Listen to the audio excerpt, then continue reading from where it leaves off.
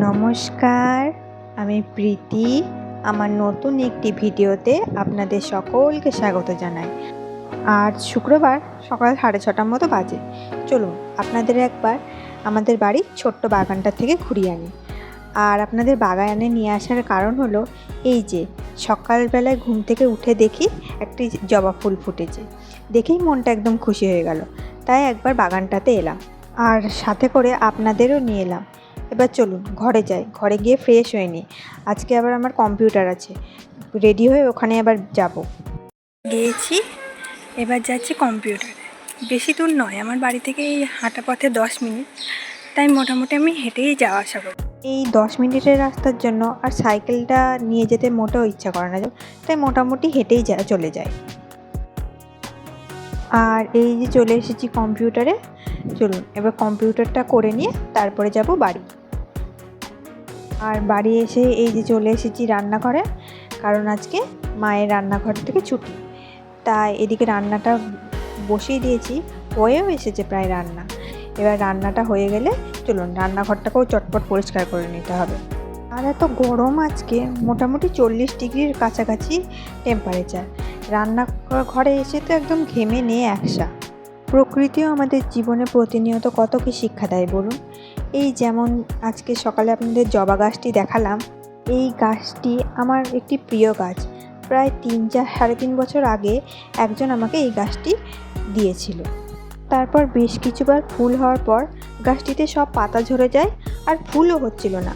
অনেক সারটারও দিয়েছিলাম, কিন্তু কিছুতেই কিছু কাজ হচ্ছিল না। তারপরে ভেবেছিলাম যে গাছটি হয়তো ফেলেই দিতে হবে, আর হয়তো ফুল হবে না। অনেকে বলেও ছিল গাছটি ফেলে দেওয়ার কথা, তাও রেখেছিলাম মায়ায় যদি কোনো দিন ফুল হয়। তা দেখুন আজকে সেই ফুলটি ফুটেছে। আমাদের জীবনও তো এরমই বলুন। অনেক সময় আমাদের এরম সময়ও আসে যখন আমরা অনেক চেষ্টা পরেও সেই সাফল্যটা পাই না। তখন মনে হয় সবই শেষ, আমার দ্বারা হয়তো আর কিছু হবে না। কিন্তু তখনই দরকার হয় একটু ধৈর্য আর নিজের ওপর বিশ্বাস। গল্প করতে করতে আমার রান্নাঘরও এদিকে পরিষ্কার কমপ্লিট। চলুন এবার ঝটপট চানটা সেরে নিই, যা গরম পড়েছে আজকে, বাপরে বাপ। স্নান সেরে এবার সেই জবা ফুলটিকে দিয়ে দিলাম মায়ের চরণে। ফুলের অদৃষ্টও কত অনিষ্ট, কারোর ঠাঁই হয় মায়ের চরণে, তো কেউ পড়ে থাকে এমনি মাটিতে ধুলোয়।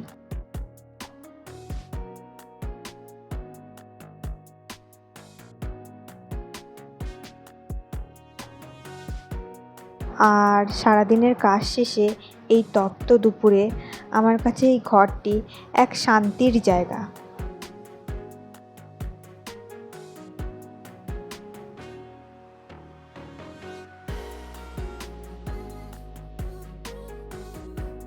এখন ঘড়িতে বিকেল 5:30। এবার আমি রেডি হয়ে বেরোবো পড়াতে। আজকে আমার বিকালে 6টা থেকেই পড়ানো আছে, তাই এবার রেডি হয়ে যাব সেখানেই।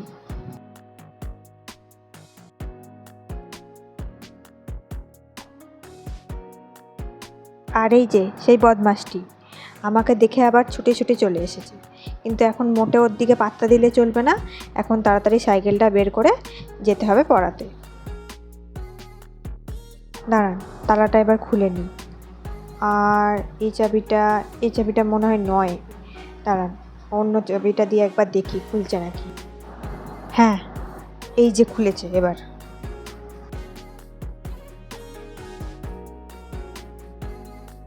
আর পড়াতে এসে হয়েছে এক কাণ্ড। বই আছে, খাতা আছে, টিচারও আছে, শুধু নেই স্টুডেন্টই। মানে সে গেছে এখন তার বাবার সাথে ঘুরতে। তাই আমি এখন বসে বসে অপেক্ষা করছি।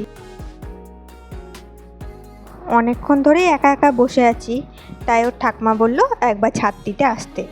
আর প্রচুর গাছ আছে ওদের ছাদে, নানা রকম ফুল আর ফলের গাছ।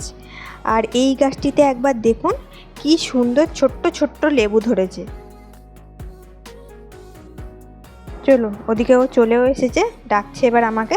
এবার যাই, গিয়ে পড়িয়ে নিই। পড়িয়ে এবার চলে এসেছি বাড়ি। আর এই চাঁদটিকে দেখুন, পূর্ণিমার রাতে গোল চাঁদটিকে এত সুন্দর লাগছে দেখতে, তাই একটু ক্যামেরাবন্দি করলাম। আমার এই রাতের আকাশ দেখতে খুবই ভালো লাগে, তাই দাঁড়িয়ে দাঁড়িয়ে কিছুক্ষণ আকাশটাকে দেখছি।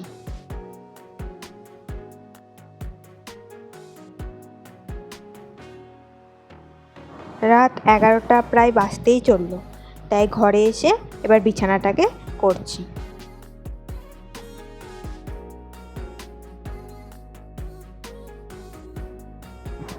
আর এই যে বিছানাও তৈরি। এই ছিল আমার সারাদিনের ছোট্ট গল্প। এবার যাই তাহলে, শুয়ে পড়ি। আজ তবে এখানেই রাখি। ভিডিওটা কেমন লাগলো তা সকলেই জানাবেন। সকলে ভালো থাকবেন, সুস্থ থাকবেন। দেখা হবে পরের একটি ভিডিওতে।